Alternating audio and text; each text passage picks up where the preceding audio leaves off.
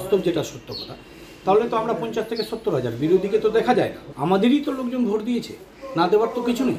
আপনি কি মেনে নিচ্ছেন যে আপনার এই দলের লোকরা কংগ্রেস আর বিজেপির হয়ে কাজ করেছে? কিছু কিছু তো করেছে, না করার খবর আছে আপনাদের? আমার কাছে খবর আছে যে কিছু কিছু লোক করেছে। কথায় বলে ঘরের শত্রু বিভীষণ।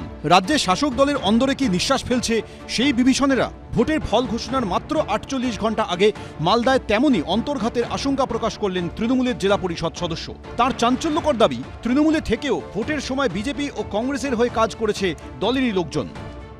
বাস্তব যেটা সত্য কথা, তাহলে তো আমরা 50 থেকে 70,000, বিরোধীকে তো দেখা যায় না। আমাদেরই তো লোকজন ভোট দিয়েছে, না দেওয়ার তো কিছু নেই। দেখুন, কারা ভিতরে কাজ খারাপ করেছে না করেছে তাদের কাছে রিপোর্ট কিন্তু অলরেডি আছে। যারা করেছে তাদের পার্টি নজরে তো রেখেছে। তবে আমাদের হরিশ্চন্দ্রপুর ওভারঅল আমরা লিড থাকছি। এরকম প্রচুর মানুষ যারা আছে নীরবে বিপ্লব ঘটিয়েছে, অত্যাচারের বিরুদ্ধে ব্যালটে বদলা, এটা সুযোগ এসছে। 5 বছর পর পর মানুষ রায় দেবে। মানুষের বক্তব্য দাঙ্গাবাজ তোলাবাজ সরকার আর নাই দরকার। মানুষ বিপ্লব করেছে যে বাঁচতে চায় রাহুল গান্ধীর নেতৃত্বে। তৃণমূলের ঝান্ডার আড়ালে ঘুরে বেড়াচ্ছে, কিন্তু ভোটের বেলায় ভারতীয় জনতা পার্টির ভোট করছে, কারণ তারা জানে যে পশ্চিমবঙ্গের মধ্যে যদি এই দল ক্ষমতায় থাকে তাহলে অরাজকতাই হবে। 4 জুনের পরে তৃণমূলের মধ্যে একটা ভূমিকম্প হবে, সেই ভূমিকম্পে তৃণমূল দলটা ভেঙে ছাড়কার হয়ে যাবে। 2019-এর লোকসভা ভোটে মালদা উত্তর আসনে জয়ী হয় বিজেপি। তৃণমূলের মৌসম বেনজির নূরকে 84,000-এরও বেশি ভোটে পরাজিত করেন খগেন মুর্মু। 21-এর বিধানসভা ভোটে মালদায় ভালো ফল করে তৃণমূল। মালদা উত্তর লোকসভা কেন্দ্রে চাচল, হরিশ্চন্দ্রপুর, মালতীপুর, রতুয়া যায় তৃণমূলের দখলে।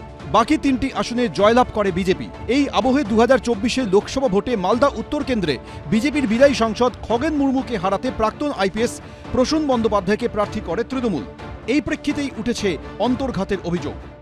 কেউ কেউ আমাদের বলছেন আমাদের দলের অন্তর্ঘাত হয়েছে বা কিছু, এগুলো এখন কিছু বলার আছে বলে আমি মনে করি না। যদি কিছু হয়ে থাকে, দল আছে, নিশ্চয় দল সে সম্পর্কে ভাববে, আলোচনা করবে, কিন্তু আমি আশাবাদী যে 2টো আসনে আমরা জিতব।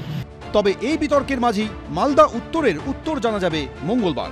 করুণাময় সিংহ, এবিপি আনন্দ, মালদা।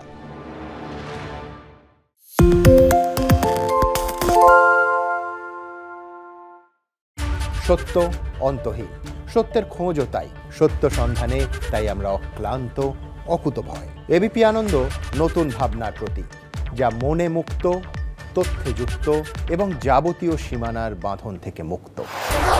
সীমা না শব্দটির মধ্যে লুকিয়ে আছে মানা শব্দটি, যেন চোখ রাঙানি এক অদৃশ্য বেড়াজাল, যা আটকে রাখে আমাদের এক ছোট্ট গণ্ডির মধ্যে। একমাত্র সঠিক খবরই গড়ে তুলবে এক মুক্ত সমাজ। সেই জগৎ গড়ার লক্ষ্যে কোনো সীমানার ঠুকুটি আমরা মানব না। এবিপি আনন্দ এগিয়ে থাকে, এগিয়ে রাখে।